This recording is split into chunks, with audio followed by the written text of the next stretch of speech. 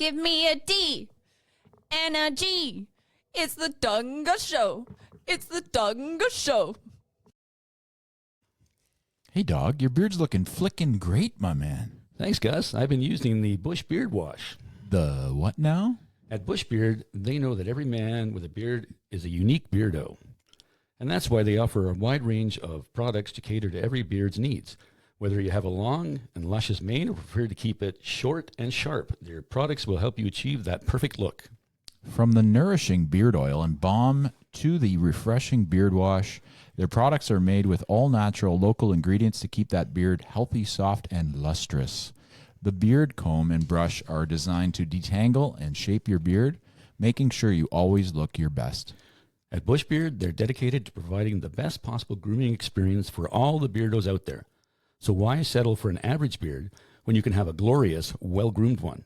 Try Bush Beard products today and unleash the full potential of your beard. Be sure to use Dawg and Gus 10 and get 10% off your order. Bush Beard, the small town brand with the big old Canadian heart. Welcome to the Dawg and Gus Show. Oh, yeah. That's you. Yeah. I'm Gus? Sure are. Okay, cool. What's going on today, bro? Hey, we're going to chat with a man, the myth, the legend. Who is he? Ray Howard. From? Vinyl hero. What's up, Ray? Wow. What is up, guys? I like that introduction. You use a whole bunch of words I like. Myth, legend, man, get out. Like, who's paying you to say this shit? I love it. Stop it. Too many compliments in one chat. Can't take it. Yeah. You deserve everything, brother. Thank you. Thank you very much, guys. Thank you. Well, thank you for joining us. Thank you for having me. Yeah, it's exciting to chat with you. Dawg speaks about the band quite a bit, actually. I've only seen them the one time in Ottawa, but I've been told by others, you got to see these guys. You got to see these guys. So I jumped at the chance when they came to Ottawa and was not disappointed at all. It was an amazing show. All the bands were fantastic. And I'm quite happy I got to meet Ray and the other guys in the band. It was a great night. Yeah, it's awesome. That was honestly Kevin Choff from Eve of Uprise. Yeah, doing a solo acoustic act was the best decision I made that entire effing week. I was in hysterics because from what I'm seeing on his socials, he does like a lot of pub gigs. He does. Yeah. I do the same thing, right? Like it's the paycheck with the guitar. Mm-hmm. The whole time we're sitting back and we're watching this, like my drummer's just looking at me. It's like the next time we're here and he does this, just bring a guitar and do the set with him. I was like, yeah. It looks like a lot of fun. It was Kevin wonderful. Filled in, right? Like he jumped in to fill in a gap because Kevin filled in. He was the third. He was the third band we ended up getting for that entire third act we ended up getting for the event. It was supposed to be us, Winter, and Steve Creep and the Wild Cards, which hint for your next interview, BT Dubs. Yep. So two of the guys from that band got an offer that they really, really couldn't refuse. And honestly, I've been offered the same thing. I've been like, that's not noise. Like, take me in your fucking suitcase. That's what's up. Mm-hmm. Their drummer plays in Rude Mood as well, which are another fantastic band. So they're like, we're in, let's do this. Let's do this the day before the show. It's like, yeah, so our singer got like some sort of infection. He's in the hospital now. We're like, okay, let's figure this out fast. Yeah. I hit up Kevin. I was just like, would you be willing to do like an acoustic act? And he's like, yeah, I'm in, sure. I'm like, and again, best decision I made that week. It was wonderful. It was just awesome. Oh, he was so good. He's such a good guy too. He's such a sweetheart. I love that guy. I love that band. Yes. I love that entire band. They're a blast to watch on stage.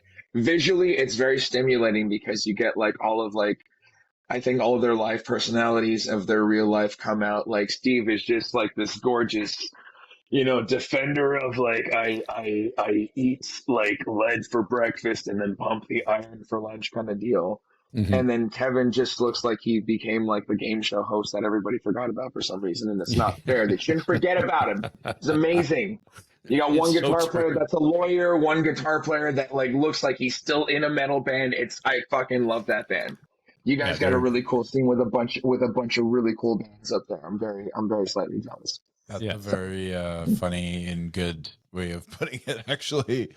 They're fun to watch, man. And I agree Oh, with they're Ray 100%. Yeah. yeah. So, what first Yep. got you into making music? I come from a long lineage of music people that either are, were, or still Are? be musicians in some capacity or some. No, there's some of them that are so really. There's some of them that just like f this, and then there's some of them that are somewhere in between, where it's just like, why aren't you doing anything about it, kind of thing. So I grew up in it, and when I was a kid, like it was a lot of 50s and 60s and old blues and old country and all that stuff. So like when I was like, five, like when I was younger, my papa took me when we lived out in Owen Sound at the time, and he was working on boats, and he was just like, well, just come with me, hang out in the dock, hang out at the boat, we'll do some stuff. And on the way over, he popped in Pump from Aerosmith, and I was like, all right. And then on the way back, he put in Appetite for Destruction, and that whole like intro to like Welcome to the Jungle pops, and you're just like, what the fuck is this? And Oh, yeah. it's like, I'm still used to hearing like Johnny Cash talk about his 4 feet in rosin kind of thing. So, How high is the water, just Mama? exactly 4 feet in rosin. So, 4 feet high and rising. and that's it. And so, and it was a long journey too, because by the time I actually like picked up a guitar, I had no concept of like, or kind of like one of those things where like people don't see that Clark Kent is Superman kind of thing. Like I did not grasp the concept of blues being infiltrated into every band and every genre of music I loved kind of thing. So when I finally got a guitar, I was just going like, no, I want to be like a really heavy player, and I want to be like, like one of those hard guys like Joe Perry. And they were like, sweetie, we got news for you. And it was just like, but we got by guys like Slash, and it's like still blues. And then like you just a go good down the point. list, and I'm like, well, son of a. So I don't know, man. Like I just and then also I think that like just that inner movie nerd cinephile in me was also visually captivated by the fact of Marty McFly slinging Johnny Be Good long before Chuck heard of it from his cousin Marvin. And sonically, when long before we got like better cable or like one of those like belt boxes or some shit, you'd get like the scrambled channels and stuff like that. And it wasn't just for porn, okay? There was a lot of movies I wasn't allowed to watch just because of violence or whatever. So like I got lucky enough that every now and then at certain hours of the day, if I would like on a weekend or whatever, if no one was watching it, I could watch The Crow in black and white. So the first time I've ever seen The Crow, which my mom, I ironically, and it was a long time because I'm like, let me understand this. You'll let me watch Terminator and RoboCop and Die Hard and Lethal Weapon, but The Crow is where we draw the limits to things. She's like, yeah, because you won't grasp the reason for the violence or the vengeance or the whatever, and it's just like. Tell you what, when I watched that movie when I was 18 years old, I finally understand what the fuck she meant. But anyway, point is that The Crow, to this day, I had that soundtrack long before I ever saw that movie in its completion or in color. And the song that marked me the most um, was Big Empty by the Stone Temple Pilots, because I came from a family of like country and blues players where like, I think back on it in the hindsight and all the guys my uncles played with when I was a kid, or on occasion, like, when the Tommy Hunter show was happening and they came Tommy out Hunter. at yeah, so here, okay, so like I'm about to maybe blow whatever's left of hair on your, no, it's all in your face. I know, we can smell it on the brother. So a long time ago in a galaxy that is in Quebec, when they used to film the Tommy Hunter show at the Verdun Auditorium, my grandmother was the producer of that show. And Very cool. whenever they didn't have an opening act, my mom would be the little brunette that would go up and sing like the Patsy Cline tunes and stuff to open the show. Wow. So I would, and some of my uncles were on the country and also the French side of music as well, with shows like Hip Hop Rock and Stardust and stuff like that. So like I was, it's just like the weird turnaround because like I said, like now I think about it, and I grew up watching all these ridiculous musicians, some of which are still on top of their game and still moving very far ahead in their careers as musicians, playing with various artists and whatnot. Um, I, on the other hand, like locked away that box of me where it's just like country, blue. Yeah, fuck that, no. But here comes this song that I can't see from a movie at all, but I hear like the opening slide part to Big Empty from the Stone Temple Pilots. And you can call it voodoo or whatever. And again, it's not Robert Johnson or Sonny Landreth or even modern times, like Joey Landreth or Eric Sardinez or anything like that.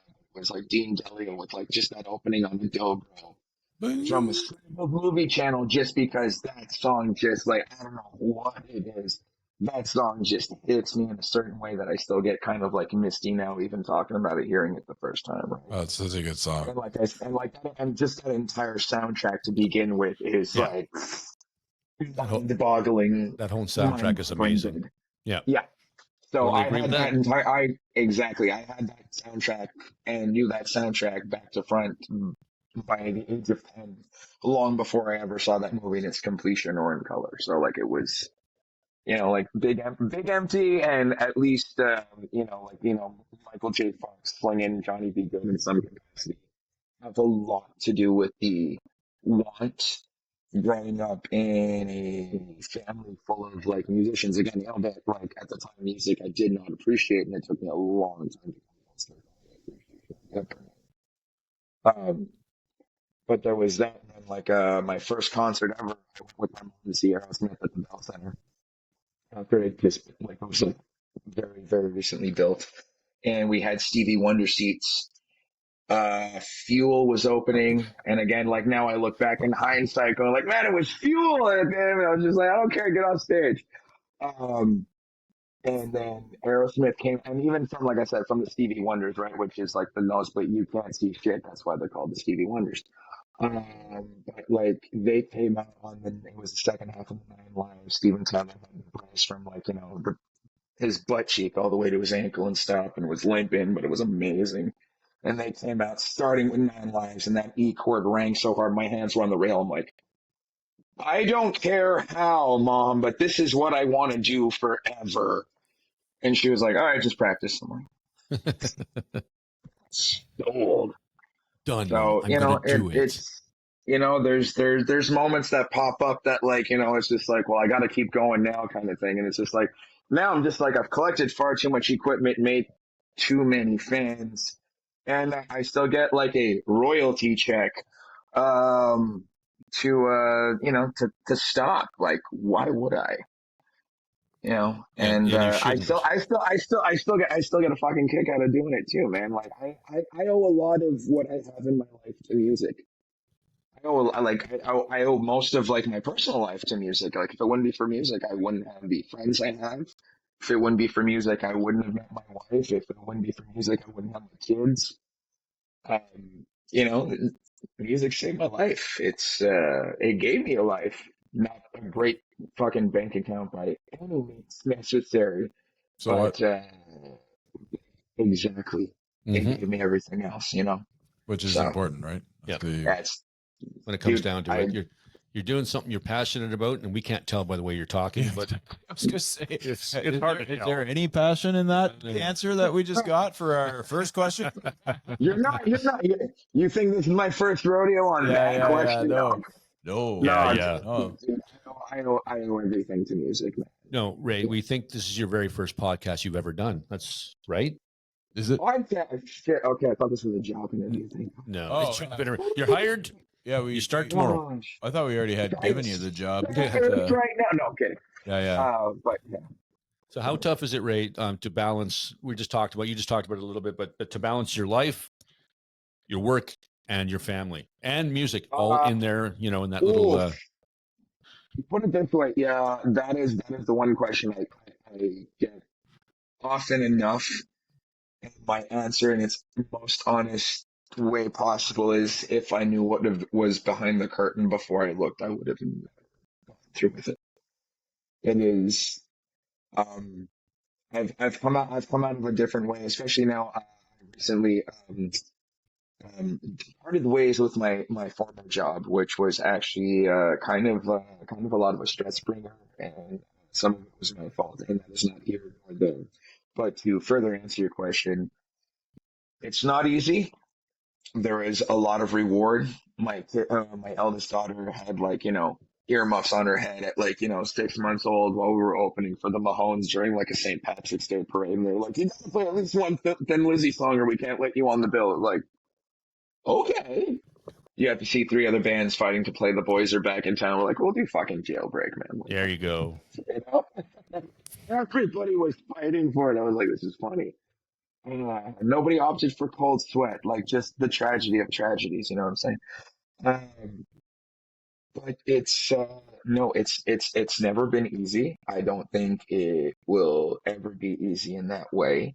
But then again, it is something I asked for. It is something I continue to walk the line for. And Little Johnny Cash you know, reference there. there you go, brother. It's built up, resilience. It's built up, my character, and tempers aside, I mean, I wouldn't, I'm the person I am because of what I do. Being a musician, on the other hand, is not something I choose. It's it's not what I do. It's what I am. I can't, at any capacity. You want to give me money to do it, I'll do it. But then there's just give me guitar, we'll play, dude. It's that simple. Yeah. What's cool now is that my kids are getting old enough that they kind of get into it. And, I have enough equipment in the house that we could do a 60s band between the three of us, depending on how we track it. So it's a lot of fun. One likes the drums, where they both play ukulele. They're part of their school music program and stuff like that. So getting a bit more bass equipment, I could just get a whole rhythm section happening. I'll be There you go. sweet. Making my uncles jealous. That'd be funny. Ray, I'd appreciate it if you stopped writing my questions, because I have that down here to ask about his children and their interest in music, and he's just answered it. So I'm done with that one. Click, scratch it off the Scratch list. that up. Do you have any pre-show rituals?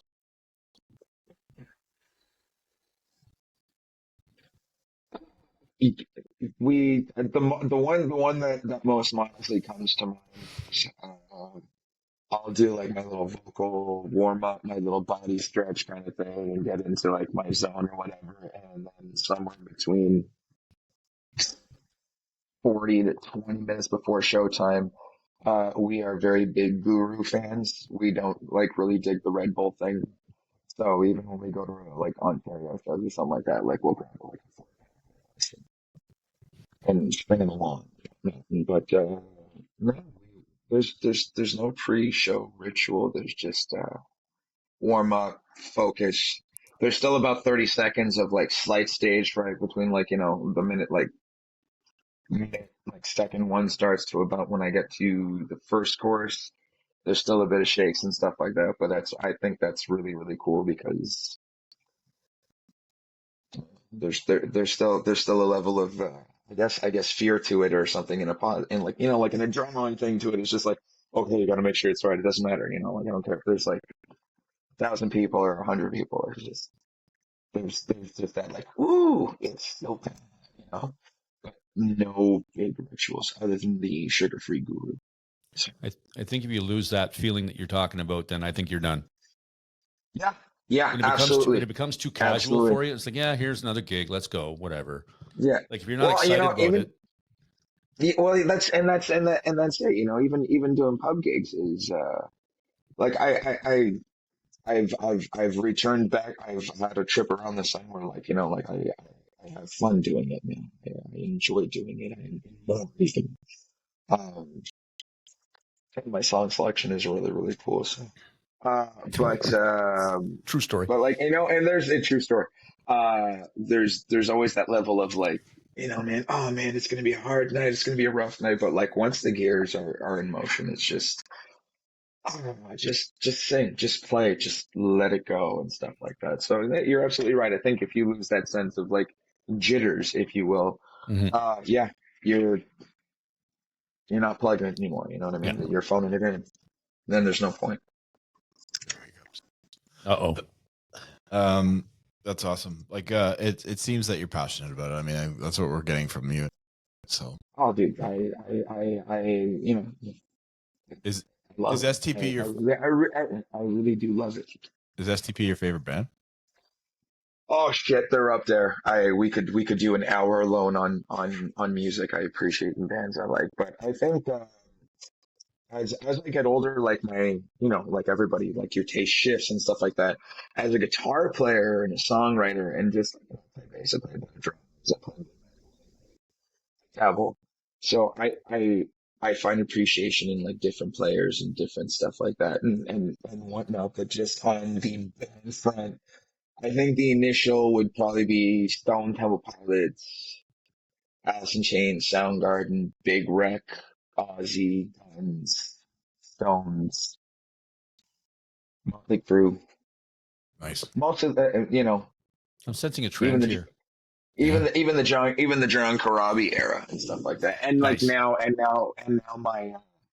now my entire thing is just like I really dig like checking out on session players, right? If there's like it's like, well, what else has he done? Like I really dig that shit too these days.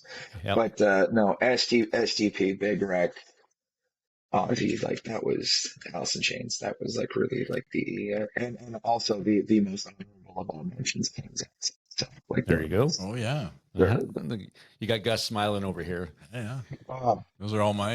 Yes, they are. I'm like really down with all of those. Uh-huh. Now, Ray, when you're putting a show together, like say, we'll just use the Ottawa one because that's where we are. Yeah. Do you pick bands that not know personally, but you've heard of or whatever that are going to bring a level of, of energy and just like have a good time type show? Is that kind of in your mix when you're thinking of like who you want to play with? yes, and no. Yeah, so like Ottawa was mostly because we've played.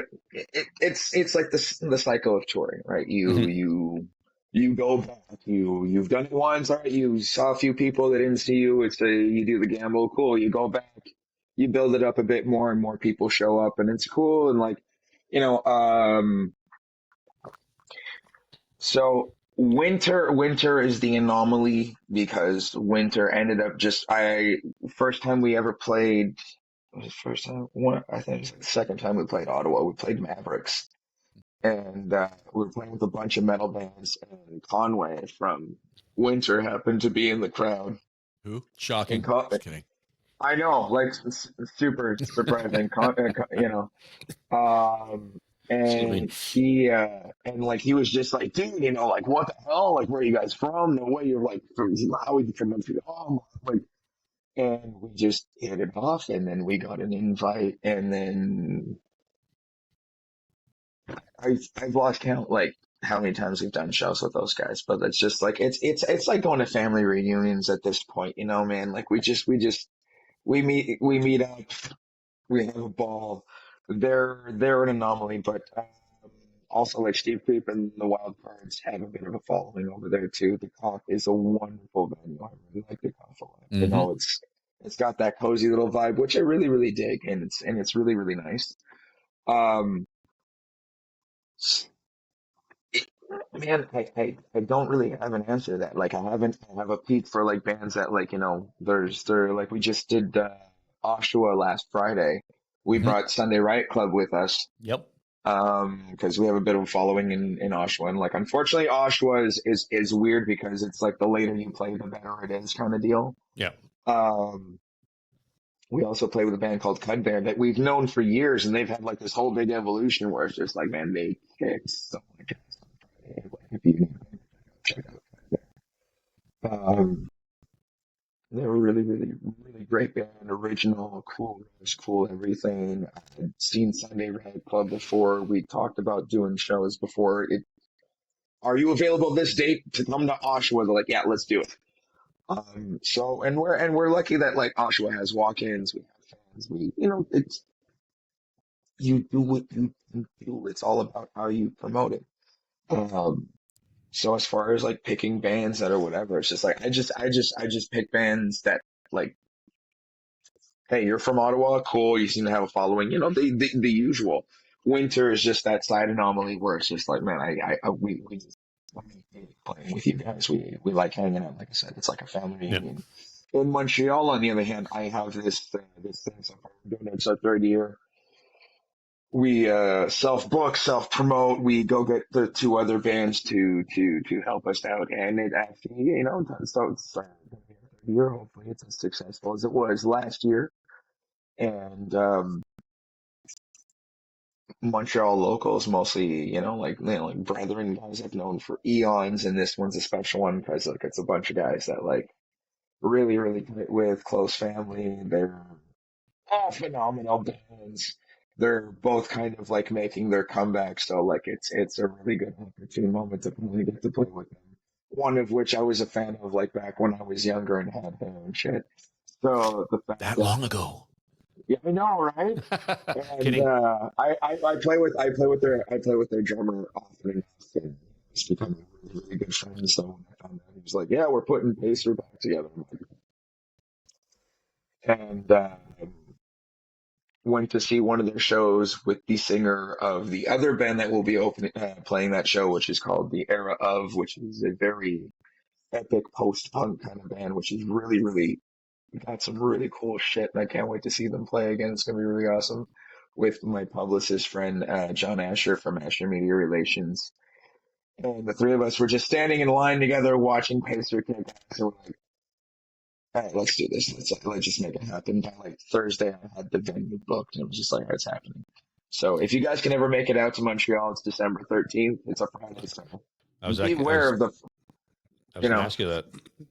Yeah, I know. It's like I see it coming, but yeah, it's just everything's a gamble. But I will say this: everything considered of what's going on in the mainstream of like entertainment and music, everything like that. I never thought I'd say this after all this time. Thank God I'm an independent musician and there's no scandal. It's Yeah. so bad. But Yep. moving on. There's no secret thing. It's like, I mean, if they can draw and they can pull, it's great. I also think it's how you promote it. If unfortunately, I hate to quote Wayne's World too, but I am like a movie nerd, so like if you book them, they will come. If you show people and promote it, they will come. So I had a few reactions from I was not expecting to meet you at all, Doug. So that was a pleasure to begin with at that Ottawa show. I had a few people that came up to me. They're like, we've heard the name before. We've heard Vinyl Hero around Ottawa, which I was like, and to have them say like, we finally came to a show and like we were not, like you said, we weren't disappointed. No, it was a good show. Right, Well, right. Dog's been singing your praises for a while, actually. So Well, because I got it That from is- like wow. it's your buddy Conway.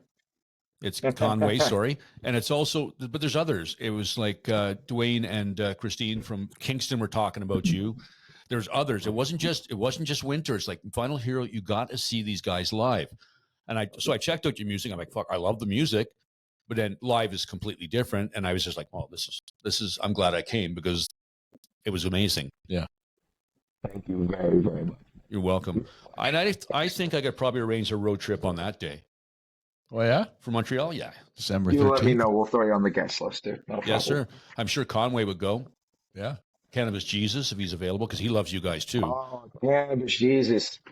Oh, Yeah. oh, my friend. I love, What a- love- I it's love- it's I love it's cannabis. the name, like, Right? Yeah, the names of these Ottawa-based, You know what? roadies almost. You know what his name came from? You know who gave him his name? Oh, The drummer from the Montreal band that we talked for the the damn truth. Damn Truth. I keep Yeah, forgetting yeah. their name, but the drummer Oh, Dave. Dave. Yeah, Dave, Dave gave Trevor his Damn Cannabis Truth Jesus are like, moniker. like I've known Dave since high school. I've gigged with him. The Damn Truth are like a second cousins to me. So They're awesome. They're awesome, and Dave was amazing. I chatted with him after the show at the Brass Monkey. He's such a good guy.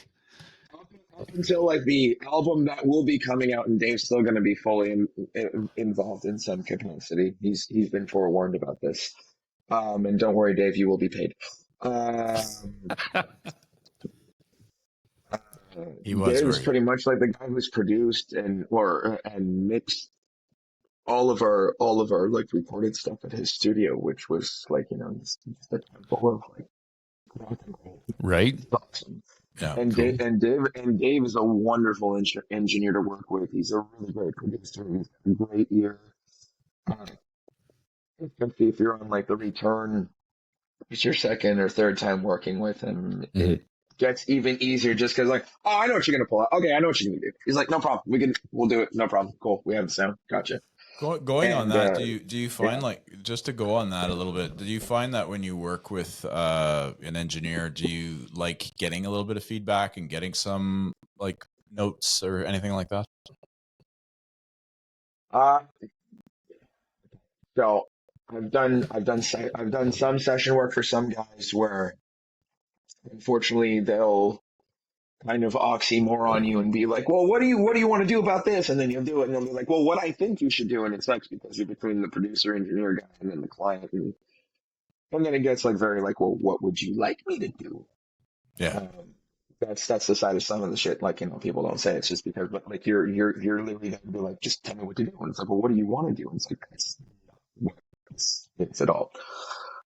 When you're the songwriter and the artist in the room and someone's telling you to like, well, we're going to scrap your vision completely and you're going to do this instead. Having somebody who knows how to convey that to you is actually really a great upside, if you will. Dave is absolutely one of those guys that has a great upside of explaining that to you, and he's wonderful because he tries to be not as like his goal is no matter what. It's like if you're walking out of my studio with a product that says produced by, mixed by, or whatever his name is on it, he's gonna make damn sure like you got the best out of you in every capacity. Yeah. We have a tendency of very much road testing a lot of our material, or it's just really fucking old and we've revamped it in certain capacities, or we've just been playing them and haven't had a chance to record them yet. That by the time we get to Dave, and Dave is very like Dave is a great example of being like hands on because he'll like, all right, send me this, or like when can I come watch you guys jam or something like that. And he'll walk in and really listen and hone in and figure out like, well, okay, well, we can do this and this and this. And like, yeah, it's great. So for me, the hard part is learning to be a little less precious with ideas, especially like if it's a song you've been singing for a while, you've been singing the song and playing it this way for like, you know, forever, we can't change it or whatever. It's like you get to the day where like you're doing vocals where it's like, all right, so we're going to cut like those 4 lines out and we're going to sing it like this now. It's like, and usually the whole thing that makes you bite your tongue is you're going, it's like, no, I can't fuck. That's gonna sound good. Damn it. You know, Yeah. sometimes you can argue with it. Sometimes it's a hard no. Sometimes it's a 50-50. You do a couple of takes, see what works. You know what I mean? Yeah. End goal of a good song or a good album or whatever you walked into a studio for. I think having an engineer who can help you be less precious with ideas, because that is the main thing with music. Even with musicians within the confines of your own band, right? Like I'm a guitar player, but I play a bit of bass. I play drums. It's just, you know, if I have an idea I want to convey to my drummer, I'll be like, "Can I borrow your sticks for a second?" I'm not saying I'll land it better than he will. He's the fucking drummer. I play drums. There's a big difference. Yeah. But I hear something in my head and he'll like kind of get like the gist of it and be like, oh, okay, so you mean like this kind of thing? Yeah, yes. And that's perfect. You know, my bass player would be the same thing. It's like, I have an idea. And it's like, but I'm the bass player. It's like, you know, and it's not just in my band. That is every band on the planet. The sad part is that when it becomes those big acts that break up because of those reasons, it's like, you guys are stupid rich. What are you crying for? Let him play bass. I mean, like that's all you have to do. So Well, not entirely. I think if I may, like, I think Yeah. that what you're trying to do is you're passionate about what you're doing. Obviously, you love what you're doing, so you're Yeah. just bringing your passion to them to see if they agree or if they, absolutely. And I'm not, and I'm, and it's collaborative. It has to be collaborative at some point, right? Because otherwise, get session players. That's what it is. Yeah. But again, like that's in every band. Everybody has an I know. I'm just there's many nights. There's a lot like that. So I think if you have a good producer, a more than anything, and the more times I work with certain people, you pick up on cues, you pick up on notes, you pick up on things about what you like about working with that person. Other Yeah. than like, oh man, he gets a great sound out of us or whatever. And I mean, ultimately, that's what his job is primarily is to get the best out of you. But if you can get a producer who can help you be less precious with certain ideas and be open with your bandmates and help your bandmates be open with like, well, like it's like, well, he's got a good guitar riff that you should put into that part because it'll work out better. It's like, I'd like, you know, every guitar player can be, but I'm the fucking guitar player. No. It's like, but that's a good riff. Yeah. I can You know see what I it. mean? Yeah. So I think what makes a good producer if you can get that producer that can get like the one artist or that entire 3, 4, 6, however many people are in the Foo Fighters now, whatever, man. Like to be less precious with each and every idea to make sure like that song and that result and like I'm being the teapot calling the kettle black because I am still learning this lesson very much myself because I'll come up with lyrics and be like, well, you know how you should sing it and be like, yeah, yeah, like I openly admit, like I'm just like I'm still doing that, and like I'll go home on the drive, I'll be like, oh, that might be a good idea. Oh, you know, Do you think? so, Yeah. Do you think you appreciate Dave more because he's also a musician? Because I know there's a lot of engineers and producers out there who are not musicians. Would I you? appreciate Dave because he's a drummer that can get a killer guitar sound. So, There you go. no, I think Dave being a musician absolutely helps, but that's that's kind of a double-edged sword because then you get guys like Rick Rubin who just like lay down on the couch the entire time they're recording a Metallica album, tell James Hetfield, no, do it again, but make it suck less. Yes. Yes. And apparently he's a producer. Like again, love the records, not judging. That's just what I read on Wikipedia. I'm going by it. Hmm. Saw the video on YouTube and I was just like, shit, really? Okay. Um, what's cool about when you have that guy who's a musician, who's a producer, i.e., Dave, uh, is that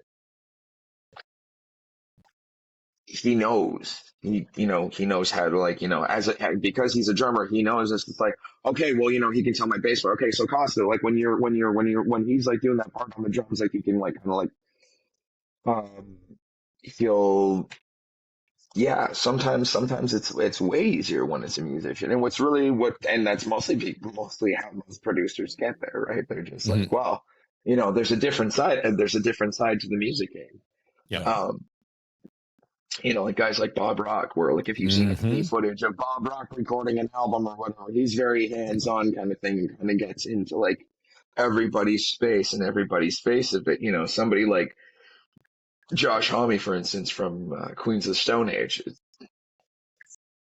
Wow. You know what I mean? Especially because he is a guitar player and he is a gear junkie and he is like, a sound fanatic and whatnot. Like Reasonably all of good those guys, guitarist. like all like ridiculously great guitar player Yeah. because it's strictly reliant on feel, right? Like there's like, I've that's like, well, maybe not as much Kyle's, but like, mostly because I listen to a lot more of the Stone Age and I love the Them Frickin' Vultures album. It's like you hear Hmm. like his Oh, whole yeah. his whole side is very much a feel thing. It's never been like an eccentric. Well, if I go to the minor seventh and then bring it up to the augmented ninth, it's like no. Yeah. Well, I think, and Yeah. also playing So with, Yeah. With some talented musicians. yeah, with some and that, talented musicians, yeah, and like, also and sorry, like to put it back to the whole like being a musician as a producer. Also, I think that should provide some sort of like fire to like the band itself. It's like, well, this guy is like, I mean, like Dave, for instance, again, prime example. His radio credentials, his touring credentials, everything pretty much that he's done across his career as a musician, up to date and continuously will do. Yeah. And as far as the artists he's helped with, SoCan, with, Factor, with everything he's done. Like, they don't just the studio doesn't just record bands. Like, they do a lot. They help the Montreal community. They really absolutely do. Um, you know, bring your A game. If you're paying someone to go and be in their live space and get a vibe and get a sense of like whatever it is you're about to do, bring your A game, you know.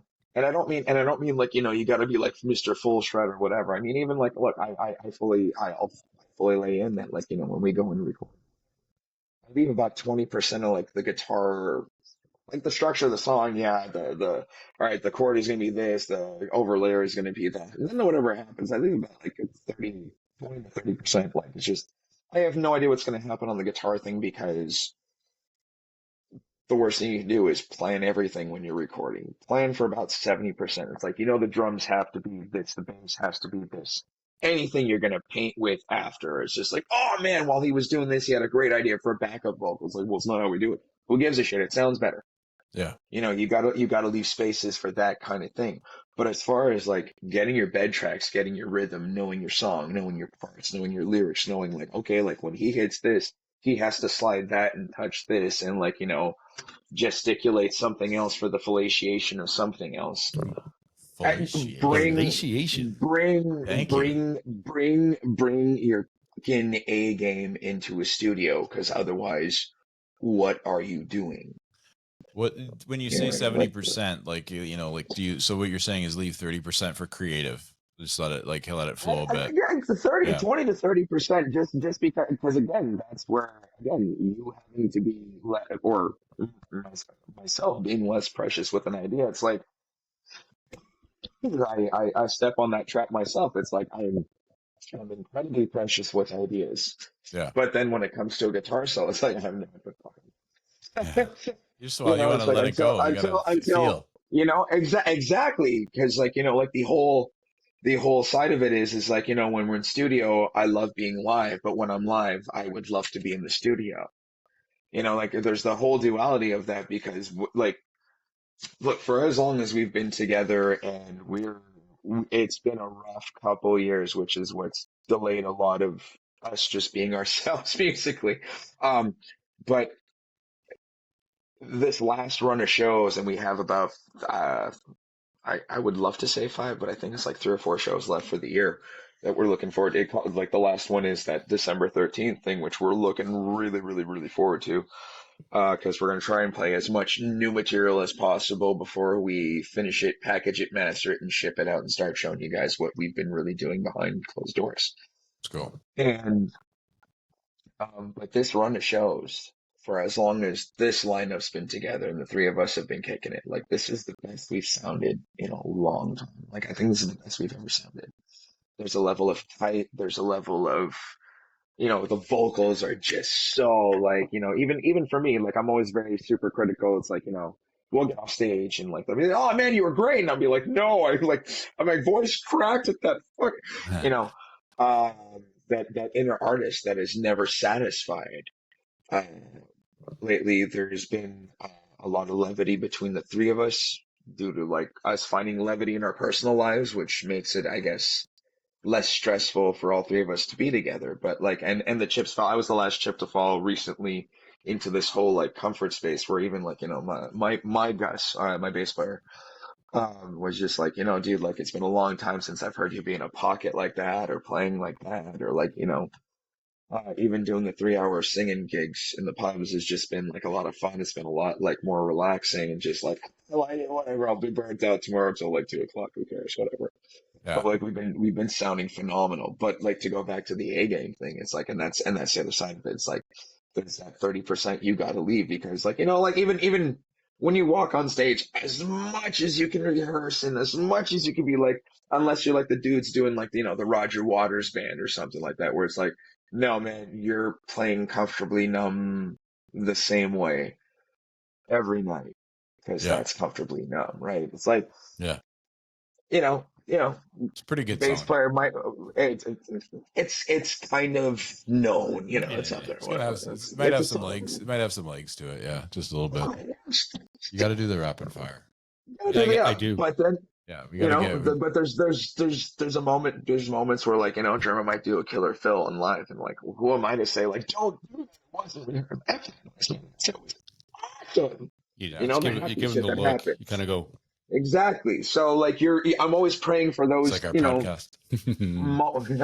moments in studio where it's just like someone got the idea, just like do that, and just it happens.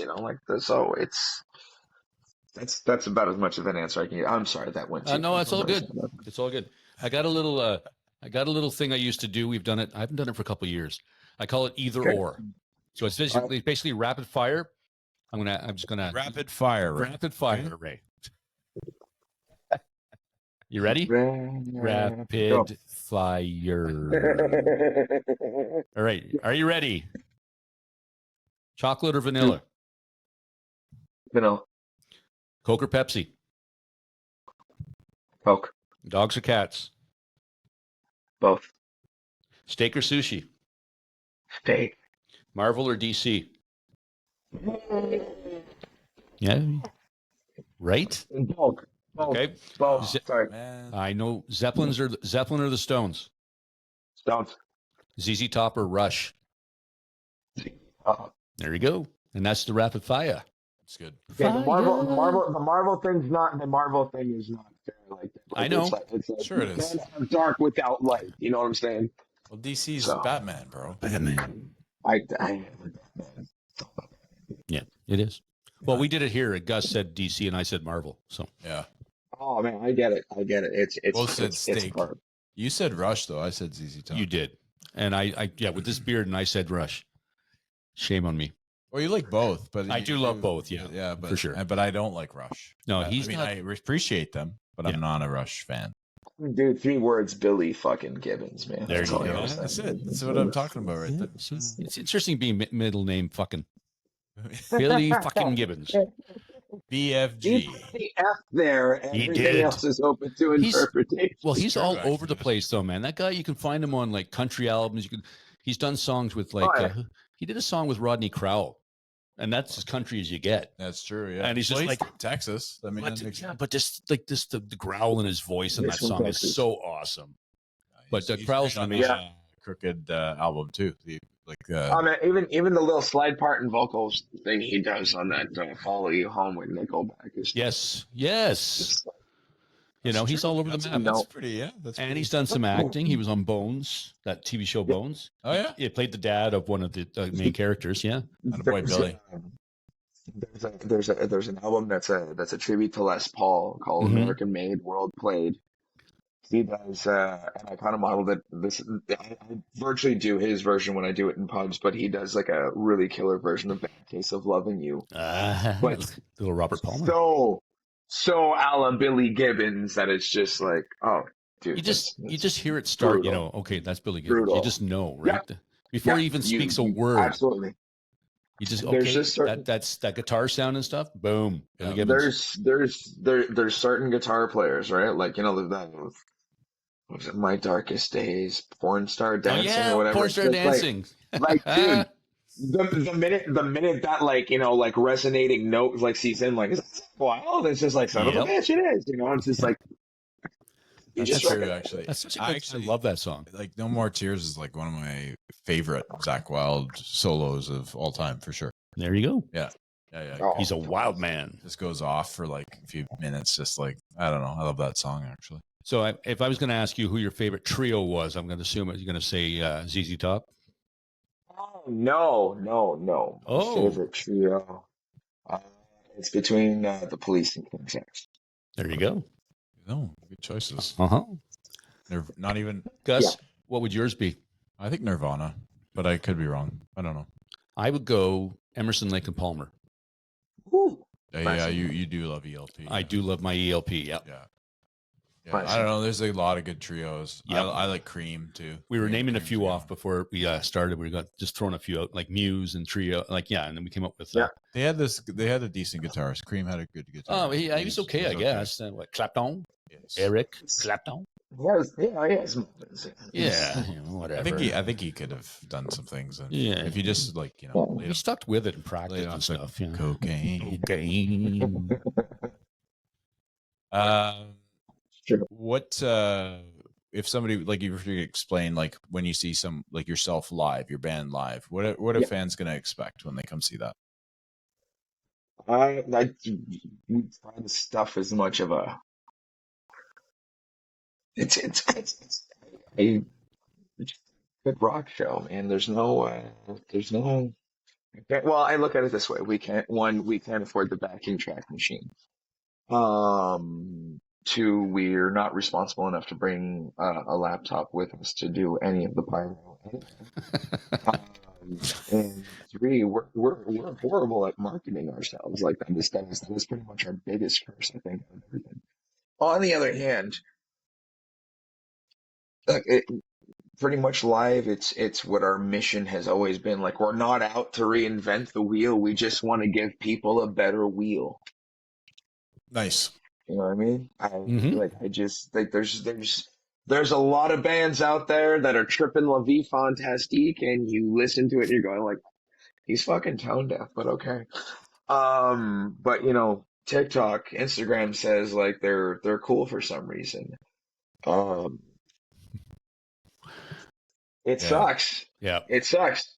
Well, It shouldn't be about that, but it is. We were talking about And, that social media famous shit. Like it's like Yes. they're not that good, but they've been marketed very well. Somebody here made me do TikToks today. Yeah. We did a really good one actually. Well, like, look, it can be an amazing tool, and it is if you're smart about it. And again, a lot of people have found a way to monetize on it and just sell jars of farts for like 10 grand a pop or whatever. And that's really cool. The other side of it is that like us working musicians, as much as we have to be content creators, like we're busy working. Yes, exactly. That's the other side of it. The other thing is too, it's like, and it's not to take away that like some of those TikTok people or the Instagram stars or whatever don't have talent. They do. But the thing is that like I like a lot of my friends and a lot of my peers and my brothers on the scene or whatever, they'll get a hit up and be like, well, how come you don't do videos or whatever? And it's just like, it's a lot of time that I don't kind of have to invest in. So I was like, what do you mean? It's like, well, when you see all these fancy videos of these guys shredding it or whatever, most of the time he had 4 hours to practice that run and then had another hour to fix the hair and get the lighting right and then edit it and do all this shit. And I understand that's the whole point of a content creator. But the thing is that like for the 30 seconds of lick, it was 6 hours of work that, might be a pub gig or whatever, but that one pub gig's going to pay you more than 3 hours of sitting on your ass playing an acoustic guitar than the maybe 100 likes and clicks you're going to get for your first month. So fair enough. There you find have a way it. to do both. Different story. Like what it costs. Yeah. So we ask every guest the same question Yeah. at the end of the show. I don't know Yes, if sir. you've noticed, but there's 2 decades we talk about because I think everybody loves the 70s, and there's only 2 that we kind of have up in the air, and it's the 80s decade of music or the 90s decade of music. And I think I know your answer, but I'm pretty sure I know the answer as well. You might fuck me up. Give it to us. No, he's thinking. Oh. That's not good for you. Oh man, I always have to be thinking, right?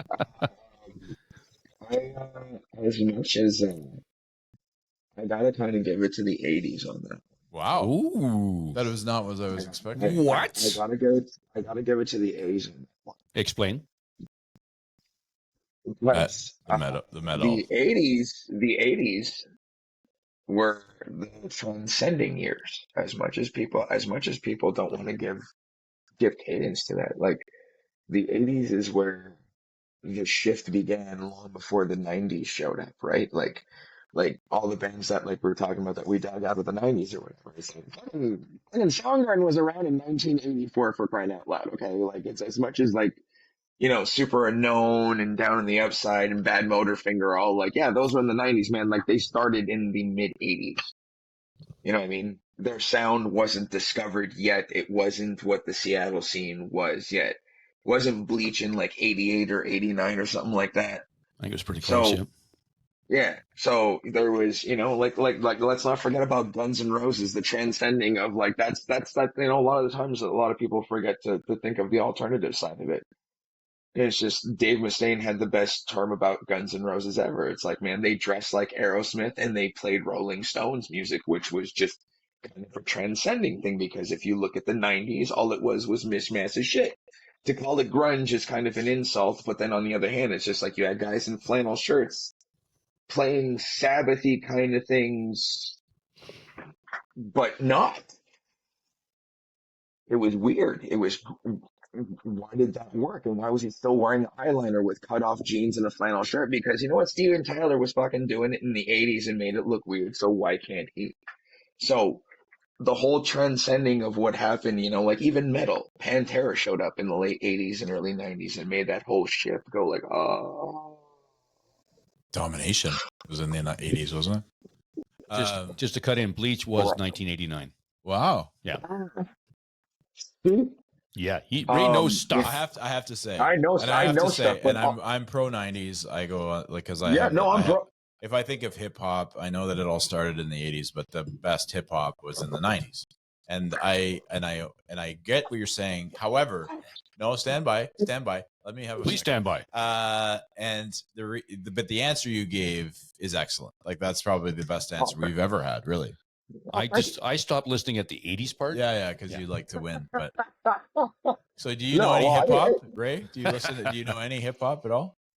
I Tribe Called Quest. Oh, bro, you just got my heart. Dr. Dre, Snoop Dogg, Eminem, the fucking genius, dude. Like he is 90s, but he's more like 2000s. But again, like but like like even like he's a genius. He's a genius. NWA, Ice Cube. All the old school shit, bro. He's like naming all my favorites. Yeah, you guys are going to be best friends. Well, he said Tribe Called Quest first. I know, and I was like, bro, that's my shit. Q-Tip has like the coolest voice ever. Yeah, I even like Fife though. Fife is so good too. Like they call me Dr. Pepper because I drink a lot of soda. Like he's just like I love the shit he says, man. Yeah. And also just the left field. I got asked one time if you could work with anybody to produce an album. It's like I would love to have an album produced with Dr. Dre and Eminem, just to sit there and throw like a 5150 in their face and be like, all right, what are you gonna do about that for low end? Yeah. Dre is so methodical that you would probably create you this amazing. It would be just so. I think it'd be just so cool for you to collaborate with.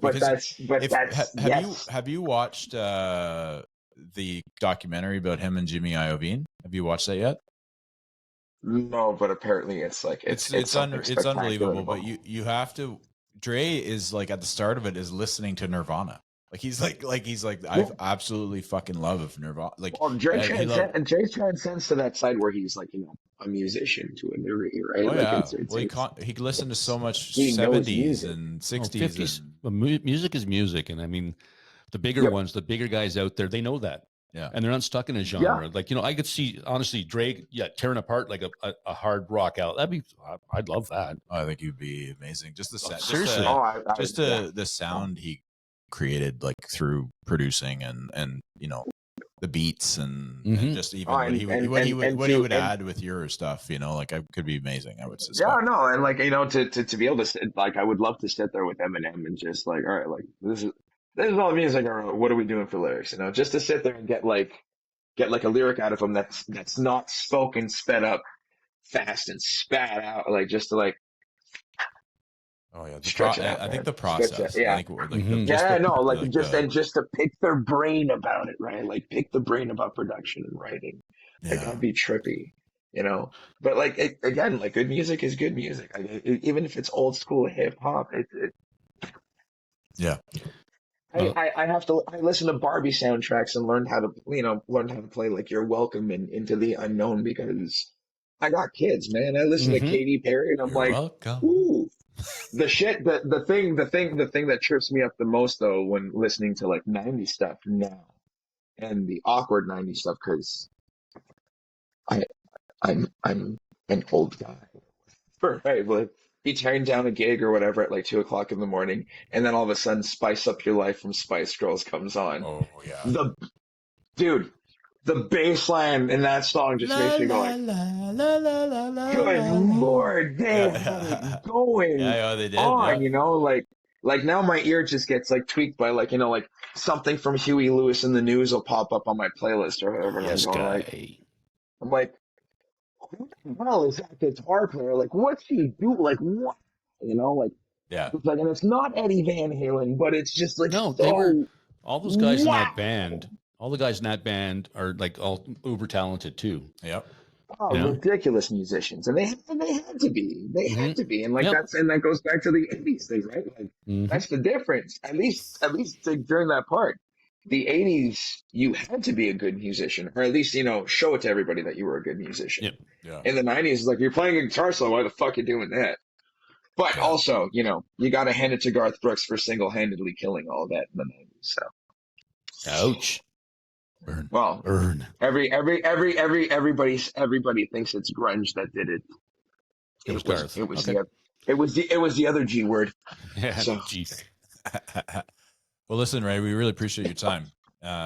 Boys, thank you so much for Yeah. having me. And I'm sorry I rambled. I warned you in that message. You did. No, bro, we appreciate you, man. Don't worry.